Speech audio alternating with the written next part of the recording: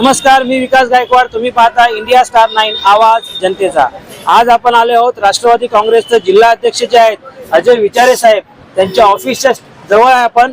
आणि या ठिकाणी अजय विचारेंनी गेल्या कित्येक वर्षापासून ते राजकारणामध्ये काम करतात, खूप लोकांची कामं केलेली आहेत. आणि आज त्यांनी ज्या महिला आहे तिकडच्या वॉर्ड क्रमांक 57च्या ज्या महिला आहेत त्यांच्यासाठी पिकनिक केले. पिकनिक बोलायचं बोललं तर शिर्डीची पिकनिक घेतली. शिर्डीवरून ते पिकनिक प्रमाणे काही लॉज म्हणजे काही ठिकाणी ते लोक जाणार आहेत. तर हा कार्यक्रम त्यांनी आयोजित केलेला आहे. आपल्याबरोबर विचारे साहेब काय प्रोग्राम कसं ठरवलं तुम्ही? कसं आहे, सालाबाद प्रमाणे याही वर्षी आम्ही शिर्डीची सहल काढलेली आहे आणि खास तर महिलांचं. कारण तुम्हाला माहिती आहे विकासजी की दैनंदिन दिवस ह्या महिला या तर त्यांच्या नातवांचं काम करतात किंवा त्यांच्या मुलाबाळांचं काम करतात आणि असे करत करत त्यांचे दिवस कसं जातो तो कळत नाही. मग त्या तेवढ्या ह्याच्यामध्ये काहीतरी त्यांना विरंगुळा मिळायला पाहिजे आणि बाबांच्या चरणी त्यांचा आशीर्वाद घ्यायला पाहिजे, म्हणून ही सहल काढली गेलेली आहे. नक्कीच बाबांच्या चरणी आशीर्वाद मिळेल आणि त्या आशीर्वादाने तुम्ही यावेळी वॉर्ड क्रमांक 57 मधून जिंकून याल असं सगळ्यांची इच्छा आहे.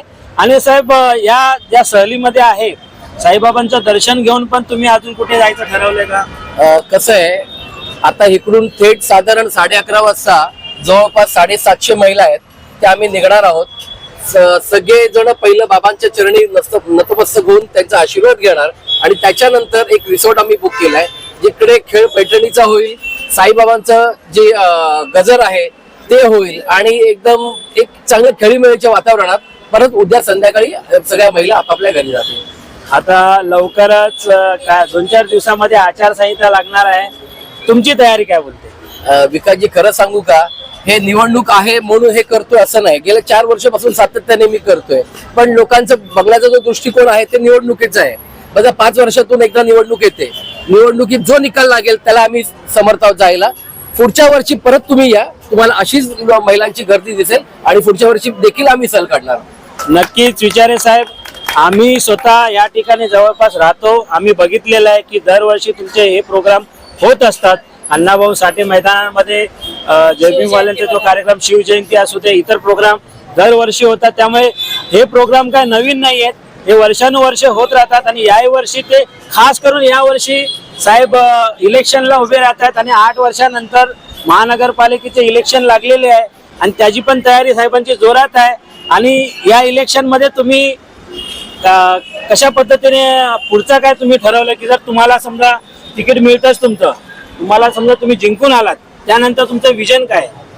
बघा, कसं आहे की निवडणुकीपूर्वी आहे ना सर्व उमेदवार खूप मोठे मोठे आश्वासन देतात.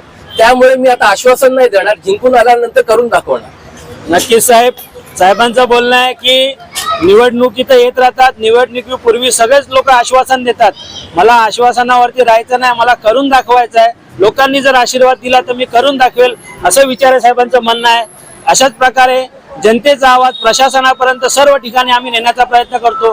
हा व्हिडिओ आपल्याला आवडल्यास व्हिडिओला लाईक करा, शेअर करा आणि विचारे साहेब ज्या पद्धतीने काम करतात त्यांना समर्थन द्या. येणाऱ्या इलेक्शनला त्यांना निवडून देण्यास मदत करा, हीच आम्ही आमच्या चॅनलच्या माध्यमातून आशा व्यक्त करतो. धन्यवाद.